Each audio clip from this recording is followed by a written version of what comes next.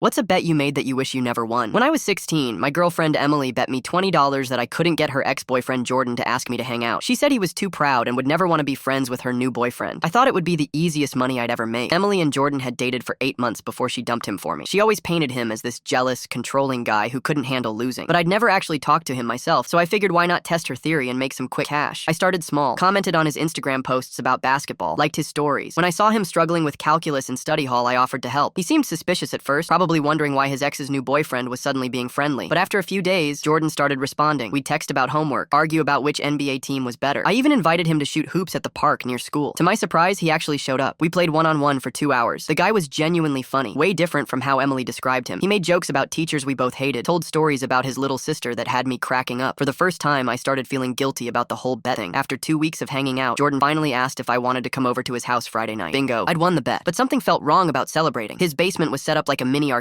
We played Call of Duty, ordered pizza, talked about everything except Emily. I was actually having fun. This wasn't some weird manipulation anymore. Jordan was becoming a real friend. That's when he opened up about his feelings. He told me he still wasn't over Emily, that seeing us together in the hallways killed him. He said he'd been hoping if we became friends, maybe she'd realize he'd changed and want him back. He asked if I thought he had a chance. My stomach dropped. Here was this guy being completely honest with me, trusting me with his deepest feelings, and the whole friendship was built on a lie. I wanted to tell him the truth right there, but I was in too deep. How do you explain that everything started as a bet? I mumbled something about how Emily had moved on and maybe he should too. He nodded sadly and said he knew I was probably right, but thanked me for being cool about everything. Said it meant a lot to have someone to talk to. The next Monday, I collected my $20 from Emily during lunch. She was laughing about how predictable Jordan was, how easy it had been to manipulate him through me. She made jokes about him probably crying himself to sleep, thinking about their relationship. I bet he thinks you actually care about him, she said, counting out the bills. God, he's so desperate for attention. You should keep hanging out with him and see how far you can push it. That's when it hit me who the real problem was. Emily wasn't the victim in their breakup. She was the toxic one, and I'd helped her mess with someone who'd been nothing but genuine with me. Jordan found out about the bet 2 days later, when Emily bragged to her friends about it in the bathroom. One of them felt bad and told him everything. He confronted me by my locker Thursday morning, and I'll never forget the look of complete betrayal in his eyes. Was any of it real? He asked. The basketball games? The homework help? Or was I just your little science experiment? I tried explaining that the friendship had become real, that I actually cared about him, but he walked away before I could finish. Can't blame him. Trust, once broken, doesn't just magically repair itself. The worst part came 2 weeks later during lunch. Jordan walked by our table and Emily loudly said, "Hey Jordan, how's your new best friend treating you?" He stopped, looked directly at me, and said loud enough for everyone to hear, "You know what's funny? I actually thought someone finally saw me as more than just Emily's pathetic ex. I thought I'd made a real friend. Guess I was wrong about that too." The cafeteria went dead silent. Everyone was staring. Emily was smirking like she'd just won some kind of prize, but all I felt was shame burning in my chest. Emily and I broke up the following week when I realized I couldn't be with someone who'd manipulate people for fun. That $20 taught me the most expensive lesson of my life. Some bets destroy more than they could ever be worth.